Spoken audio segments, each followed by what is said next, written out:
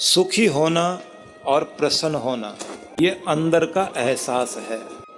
अपने को दीनहीन गरीब दुखी मानते रहना ये अंदर का एहसास है। कुछ लोग करोड़ों कमाने के बाद भी अपने आप को पिछड़ा हुआ मान रहे हैं, क्योंकि उनको दिखाई देता है मेरे सामने इतने इतने लोग हैं जिनके महीने की 10 करोड़ रुपए महीने की आमदनी है और मेरी 1-2 करोड़। तो जिसने ये मान लिया मेरी 1-2 करोड़, वो तो बेचारा दुखी होगा ना। अब उनके बारे में भी सोचिए, जिन बेचारों को 2 या 3 हजार रुपये महीना मिलता है, उनसे पूछा जाए कि कैसे चल रहा है, तो वो ये कहते हैं अपना तो बहुत अच्छे से गुजारा हो रहा, भगवान की बहुत दया है, ठीक से पेट पल जाता है, आगे क्या होगा बाद में देख लिया जाएगा, आज की तो बिल्कुल आराम से गुजर रही है, अपना काम तो पूरा ठीक चल रहा है। अब जरा सोच के देखिए कि कुछ 3 हजार में खुश हैं, कुछ 30 हजार में खुश हैं, कुछ 30 लाख महीने में भी खुश नहीं है। एक पुरानी कहावत है, कही जाती है कि राजा साहब का महल बहुत बड़ा। कितनी बड़ी जगह? बोले 100 एकड़ में राजा साहब का महल है, और राजा साहब का जो अंतपुर है जहाँ रनवास है तो बहुत बड़ा। बाथरूम में भी जाएं तो लगता है एक जगह से दूसरी जगह जाने में अगर आदमी पानी की बाल्टी उठा करके जाएगा तो पसीने पसीने हो जाएगा, उधर से लेके उधर तक जाने में। पूरा हॉल है बना हुआ। और राजा साहब बहुत बड़ी जगह में रहते हैं। पूछा क्या जहाँ वो सोते हैं वो जगह? बोले वो जगह भी काफ़ी बड़ी है। बोले पलंग? तो व्यक्ति कहता साहब पलंग कितना भी बड़ा क्यों ना हो, लेकिन आदमी जगह तो उतनी घेरता है ना जितने में उसका तन आता है, और उसका जो पलंग है वो भी उसके लिए आधा ही काम आता, आधा तो रानी घेर के बैठी हुई है। तो भले ही उसका 100 एकड़ में मकान हो, लेकिन जो सो रहा है जितनी जगह में उतनी तो जगह है जितने में तन आ गया। तो गरीब भी उतनी जगह में सो रहा है जितने में उसका तन आ गया, तो बराबर तो हो ही गए ना। कहने के लिए कह दें इतना सारा है। अच्छा, खाने के लिए बहुत बड़े थाल में राजा खाता है, लेकिन खाएगा तो उतना जितना पेट में आएगा। कि साहब उसके कपड़े जो है ना जहाँ रखे जाते हैं वो 3 बड़े बड़े कमरे हैं जिनमें अलमारियाँ ही अलमारियाँ। बोले पहनता क्या? बोले जितना तन पर आ जाए उतना ही तो पहनता है। उसकी ऐसी अलमारियाँ हैं जिनमें 10 अलमारी में तो जूते ही जूते हैं। बोले होंगे जूते, लेकिन पहनेगा तो उतने जितने पाँव में आएंगे। तो हम कहने के लिए कह दें हमारे पास करोड़ों हैं अरबों हैं, लेकिन काम तो उतना ही आता है जितने से तन ढका जा सके, पेट भरा जा सके, और उतनी जमीन काम आएगी जितने में आखिर में जा कर के शरीर सोएगा या उसकी राख बनेगी। बाकी को लिए कह दिया जाए मेरे पास इतना इतना, मूर्खता की बात नहीं तो और क्या है। अब अगर आप सब्र करने वाले बन जाएं तो जितने से मेरा काम चलता है उतना मेरे पास है, और बाकी मैं अंदर से संतुष्ट हूँ। भगवान ने दे रखा है, बच्चे लायक हैं, देह तंदुरुस्त है और खुश रहता हूँ जहाँ हूँ, ठीक हूँ। और कुछ साधन हो जाए, सुविधा हो जाए, वो तो आदमी देखता है, लेकिन सुविधा ना भी हो तो दुविधा नहीं है। पता क्या लगा? अंदर का एहसास यदि सुख का है तो आप सुखी हैं, और अगर अंदर का एहसास दुख का है तो महल में भी लोग रोते हुए दिखाई देते हैं। तो खुशी कब आएगी? जब आप खुश रहने का अंदर प्रोग्राम बनाएं और अंदर एहसास रखें। तो सब तो है, क्या कमी है? खुश क्यों नहीं हो? दूसरों को देख देख कर दुखी क्यों होते हैं? किसी महिला ने कहा दुकानदार से, ऐसी कोई साड़ी दिखाओ ना कि जिससे एकदम दूसरे जलने लग जाएं, एकदम बढ़िया सी बढ़िया साड़ी हो। उसने कहा साहब एक ही थी और वो आपकी पड़ोसन लेके चली गई, अब जलने की बारी है आपकी। ज़्यादातर लोग दुखी इसलिए हैं क्योंकि दूसरे लोग जो है, जो सामने वो उनको जलाने में लगे हुए हैं, दूसरे उनको जलाने में लगे हुए हैं, सब एक दूसरे को जलाने में लगे हुए हैं। दूसरों को देख देख कर, तुलना कर करके हम दुखी हैं। अंदर से एहसास सुखी होने का कीजिए और प्रसन्न रहने की आदत बनाइए।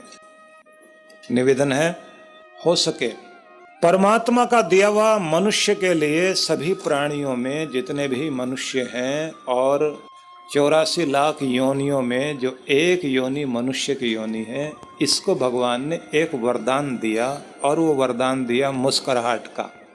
तो मुस्कुराहट के इस वरदान को परमात्मा की नियामत समझो, उसकी बहुत बड़ी कृपा समझो, उसकी बड़ी भारी रहमत समझो।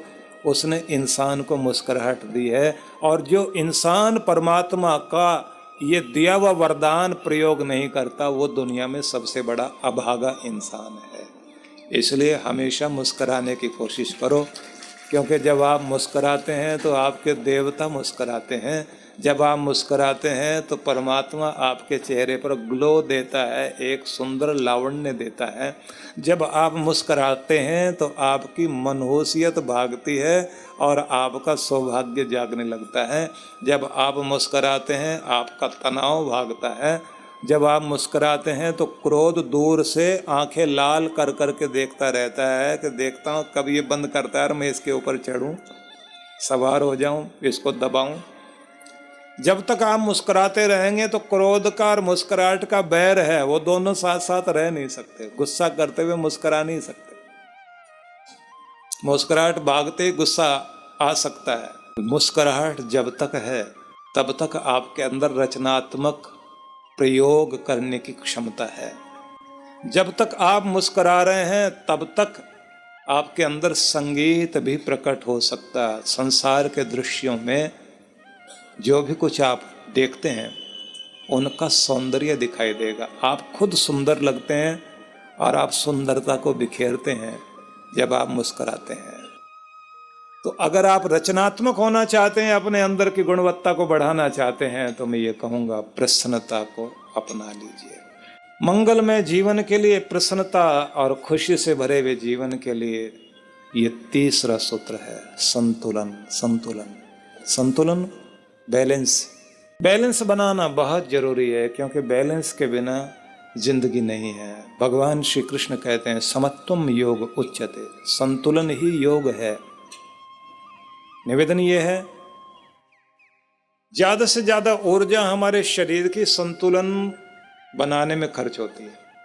संतुलन आवश्यक है जीवन के लिए, क्योंकि जब आप बैलेंस में होते हैं, ये बिल्कुल उसी तरह से है जैसे गाड़ी चलाते हुए आप उसकी स्पीड बढ़ा रहे हैं, एक्सीलेटर पर पाँव और तेजी से आप दौड़ रहे हैं, लेकिन सबसे ज़्यादा आपका ध्यान होता है स्टीयरिंग को संतुलित रखना। और आप कहते हैं उतना ही स्पीड बढ़ानी चाहिए जितना बैलेंस कर सकें, और अगर बैलेंस नहीं कर सकें तो फिर स्पीड कम कर लो, ब्रेक लगा लो, रास्ता टेढ़ा मेढ़ा है, कम गति से चलो लेकिन संतुलित गति से चलो। ये आप रोज करते हैं कि अगर ऐसा नहीं किया तो चोट खा जाएंगे। मैं भी यही कहना चाहता हूँ, आप दौड़ना चाहते हैं, आगे बढ़ना चाहते हैं, लेकिन ये ध्यान रखकर चलिए जब आप संतुलित हैं तो आपकी गति प्रगति है, और यदि आप संतुलित नहीं तो आपकी गति दुर्गति है। तो दुर्गति से अपने आप को बचाइए, और मैं तो ये कहूँगा कि कहीं सदगति ना हो जाए, इसलिए अच्छा यही है संतुलित होकर चलें। सदगति समझ गए होंगे ना आप लोग, समझदार हैं। प्रगति करने के लिए संतुलन चाहिए, नहीं तो दुर्गति तो हो ही जाएगी। जितना जितना संतुलन बनाकर चलेंगे आपकी प्रगति होगी। संतुलन कैसे बने? सुख दुख, मान अपमान, जीत हार, तरह तरह के द्वंद्व आपके तराजू के पलड़े को ऊंचा नीचा कर देते हैं। तुलन कहते हैं तोलने को, और संतुलन कहते हैं बराबर तोलना, दोनों पलड़े बराबर रहें। निराशा में निराश नहीं हो, आशा में उत्साहित नहीं हो, किसी के कह देने से दुखी मत हो जाना और किसी के चढ़ा देने से भड़क मत जाना, और किसी ने आपको कह दिया कि तुम कुछ भी नहीं हो और किसी ने आपको कह दिया तुम तो बहुत कुछ हो। दोनों स्थिति सुनने के बाद शांत और सहज होकर चलना। अमीरी आ गई तो बहुत ज़्यादा अकड़ कर नहीं चलना, और गरीबी आ गई तो गर्दन नीचे मत कर लेना।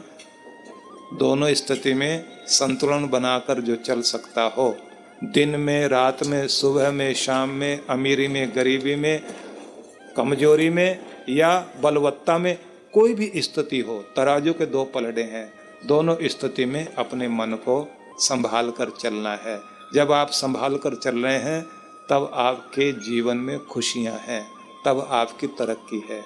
जब आप बैलेंस खो देते हैं, आप पारा हाई हो जाए, हाई पर हो जाएं, या फिर डिप्रेस हो जाएं, दोनों स्थिति में संतुलन बिगड़ जाता है। संतुलन जहाँ बिगड़ा वहीं आप फेल हैं। क्रोध आ गया, संतुलन बिगड़ गया। चिंता आ गई, संतुलन बिगड़ गया। दुख आ गया, संतुलन बिगड़ गया। बहुत खुशी आ गई तो आपने देखा अमीरों के बच्चे कितने बिगड़ते हैं। गरीब का बच्चा भी अगर गरीब माँ बाप से दूर रहकर और बिगड़ी हुई संगति में चला गया, वो भी बिगड़ जाता है। लेकिन संस्कार, प्रेरणा और ठीक पोषण जिनको मिलता है, जहाँ संतुलित शिक्षा मिल रही है, पोषण में जहाँ संतुलन है, जहाँ बच्चे की जिद को मनवाया नहीं जाता, जहाँ बच्चे की हर बात को मानकर उसकी जिद को पोषण नहीं दिया जाता, और जहाँ बच्चे की गलतियों को इग्नोर किया जाता है। जो लोग गलतियों को इग्नोर करते हैं, जो जिद को पोषण देते हैं और जो बच्चे को मनमानी करने का मौका देते हैं, वो भले ही अमीर हों, अपने बच्चों के दुश्मन हैं। चाणक्य ने कहा था, माता शत्रु पिता वैरी ये न बालो पाठित है। वो माता पिता शत्रु हैं अपने बच्चों को, जो अपने बच्चों को शिक्षित नहीं करते और संतुलित रख करके उनका पोषण नहीं करते। कहाँ बचाना है और कहाँ नहीं बचाना, कहाँ संभालना है कहाँ नहीं संभालना, क्या देना है और क्या नहीं देना, जो लोग इस बात को नहीं समझते, संतुलन बनाकर नहीं चलते, वो अपने बच्चों के दुश्मन बनकर जीते हैं। क्योंकि उनके बच्चे बिगड़कर माँ बाप का नाम खराब ही नहीं करते, आपने समाज को एक अपराधी सौंप दिया। आपने एक मानसिक बिगड़ा हुआ बच्चा समाज को सौंप दिया। आपकी जिम्मेदारी थी कि बच्चे को लायक बनाकर समाज को सौंपते। संतुलन जब होता है जिंदगी में तो विकास होता है, संतुलन होता है, आप अपने बच्चों का भला करते हैं, संतुलन होता है खुद का भला करते हैं। जिस घर में संतुलन है उस घर की तरक्की है। जिस आदमी को संतुलित भोजन करना आ जाता है उसको स्वास्थ्य मिलता है। जिस आदमी को नाप तोल कर सोना आ जाए उसकी मानसिक स्थिति हमेशा ठीक रहती है। क्योंकि नींद जितनी चाहिए उतनी जरूर मिलनी चाहिए। 6-7 घंटे की नींद आज के तनाव भरे जीवन में बहुत आवश्यक है। तो निवेदन है सभी से, संतुलन की महिमा को समझें, संतुलन को बनाकर चलें। संतुलन को भगवान श्री कृष्ण ने योग कहा। इस योग को जीवन में धारण कीजिए तो आप सुखी हो सकेंगे। अगला विचारणीय बिंदु बड़ा महत्वपूर्ण है और सभी को ध्यान भी देना है। आशा को कैसे हम बनाएं, मैं ये कर सकता हूं। कुछ आशाएं जीवन में जोड़ लीजिए। मतलब जो आप होना चाहते थे, जो आप बनना चाहते थे, जो आपके सपने हैं, अपने सपनों को मरने मत दीजिए। बड़ी बड़ी आशाएं, बड़ी बड़ी योजनाएं, बड़े बड़े सपने अपने अंदर उठाओ, उन सपनों का पीछा करो, उन सपनों को अपने अंदर उठने दीजिए। उनको तीव्र इच्छा शक्ति से इतना मजबूत बनाओ कि ये मैंने करना है। उसकी तीव्र भूख जगाओ, ये मैंने प्राप्त करना है। जैसे कैसे ये भी सोचना है कि ब्रह्मांड की सारी शक्तियां मेरे सपने को पूरा करने के लिए योगदान देंगी। मेरे गुरु की कृपा, मेरे पितरों की कृपा, मेरे भगवान का आशीर्वाद, मेरे देवताओं का आशीर्वाद मुझे लगेगा और मेरी मेहनत भी साथ चलेगी। मेरा हर प्रयास मेरे सपने को पूरा करेगा। आशा जीवन के लिए महत्वपूर्ण चीज है। अब इसके लिए मैं कुछ चीजें याद कराना चाहता हूं, उन्हें आप ध्यान से समझिए। आपकी जिंदगी होपलेस कब होती है? निराश जिंदगी, डिप्रेस जीवन, जब आप अपने सपने खो बैठे, सेहत खराब हो जाए, धन खराब हो जाए, बच्चा लायक नहीं निकल पाए, आपका कोई सपना टूट जाए, उस स्थिति में होपलेस व्यक्ति हो जाता है। और जब कोई व्यक्ति होपलेस हो जाता है तो वो ये महसूस करता है कि मैं सिर्फ होपलेस ही नहीं हूं, मैं हेल्पलेस भी हो गया हूं। मैं निवेदन करना चाहूंगा, कोई भी चीज खो जाने से कोई प्रलय नहीं हो गई। ये जिंदगी का एक मोड़ है, ये अंत नहीं है। मोड़ आते हैं सड़क पर, उस समय ज़्यादा आपको बैलेंस करना पड़ता है, स्टीयरिंग संभालना पड़ता है, स्पीड ठीक करनी पड़ती, ब्रेक लगाना पड़ता है। मोड़ जिंदगी का वो घटनाएं हैं, दुर्घटनाएं हैं, वो कोई हादसे हैं जिंदगी के साथ जुड़े हुए, उनको अंत मत मान लेना। हार गए हैं, पैसा कम हो गया, अब कोई मान कम हो गया, कोई बात हो गई, उसको आप इतनी बड़ी बात मत मान लीजिए। कोई जिंदगी का अंत नहीं हो गया। हवाओं को मोड़ा जा सकता है, हवाओं को इस तरह मोड़ा जा सकता है कि वो आपके नौका को धकेल कर किनारे की तरफ ले जाएं, लेकिन आपको संभाले रखना है, पाल को इस तरह संभाले रखना है कि जिधर जाना है उधर के लिए आप अपना संतुलन बनाओ। मैं ये कहना चाहता हूँ आप सभी को, अपनी मुसीबत को भी अपनी ताकत बनाइए, अपनी परिस्थितियों को अपनी ताकत बनाइए। एक उदाहरण पढ़ रहा था, अमेरिकन एक लेखक की किताब पढ़ रहा था, तो उसने एक बड़ी अजीब तरह की बात कही। उसने कहा कि एक ऐसी महिला मेरे पास आई जिसने कहा कि मेरे पति नहीं रहे और एक बेटा है, और आज मैं उस जगह पहुंच गई हूं कि पैसा भी मेरे पास नहीं है, रिश्तेदार कोई मदद नहीं करना चाहता। पति की दुकान है वो मैं चला रही हूं, दुकान जरूर चला रही हूं, लेकिन अकेली लेडी होने के कारण मैं एक दो कमजोर लेडीज को अपने साथ रखकर काम कर रही हूं। बिना जेंट्स के काम चलता नहीं। दुनिया पुरुषों की है, स्त्रियों को काम करना बहुत मुश्किल होता है, लेकिन अगर मैं पुरुषों को अपने पास में रखूंगी काम करने के लिए तो मुझे बहुत सारी समस्याएं हैं। मैं सोचती हूँ कि मैं काम कैसे करूँ, आप मेरी हेल्प करिए कि मुझे क्या करना चाहिए।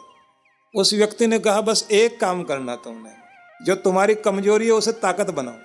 तुम्हारी कमजोरी ये है कि तुम पुरुष को अपने साथ रखकर काम नहीं कर सकते, तुम्हें स्त्रियों को ही लेकर काम करना। तुम यही प्रचार करो, अपने विज्ञापन में दो कि हम जो स्टोर चलाते हैं ये सिर्फ लेडीज चलाती हैं, हम कमज़ोर लेडीज को काम देते हैं, उनकी ताकत बनना चाहते हैं, उनको हम ये सिखाना चाहते हैं कि तुम्हें अपने पाँव पर खड़ा होना है, अपनी ज़िंदगी को सिर उठा करके जीना है, अपने घरों को बहुत अच्छे से पालना है और किसी का मोहताज नहीं बनना। इसलिए आप हमारी चीज़ को देखें, उसमें गुणवत्ता है, उसमें विशेषता है। हम पूरे प्रेम से अपने कार्य को कर रहे हैं कि सिर्फ ये विज्ञापन करो, लोगों को पता लगेगा कि ये दुकान थोड़ी अलग हटकर है, ये स्टोर थोड़ा अलग हटकर है, इनके काम करने का थोड़ा अलग तरीका है, यहाँ सिर्फ लेडीज काम करती हैं, इसको चलाने वाली एक लेडी है। ये तुम्हारी पहचान एक अलग बन जानी चाहिए। जो तुम्हारी कमजोरी है उसे ताकत बनाओ और फिर देखो तुम कितना अच्छा काम करोगे। और उसके बाद उनका कहना था कि उनका इतना बढ़िया स्टोर चला, अमेरिका में उनके 45 स्टोर हैं और उन लेडीज ने ही मिलकर काम किया और उनकी अपनी पहचान बन गई। उस व्यक्ति ने लिखा है कि ये आश्चर्यजनक बात है कि जब आदमी अपनी कमजोरी को लेकर रोने लग जाता है तो पूरी दुनिया उसको दबा रही होती है, और जब वो अपनी कमजोरी को ही अपनी ताकत बना लेता है वही चीज़ उसको ऊपर उठाने लग जाती है, क्योंकि उन्हीं सीढ़ियों से आदमी ऊपर जाता है, उन्हीं से नीचे भी आता है। वही सीढ़ियाँ ऊपर ले जाएंगी, वही आपको नीचे भी ले आएंगी। मैं निवेदन करना चाहता हूँ, आशा एक बहुत बड़ी चीज़ है, अपनी आशा को कभी खोना नहीं चाहिए। मेरे अंदर एक विश्वास बना रहे, मैं कुछ कर सकता हूँ, लेकिन इसके लिए जरूरी है कि तनाव, अशांति, निराशा, इन्हें अपने अंदर जगती हुई आशा की किरण को खाने मत दो।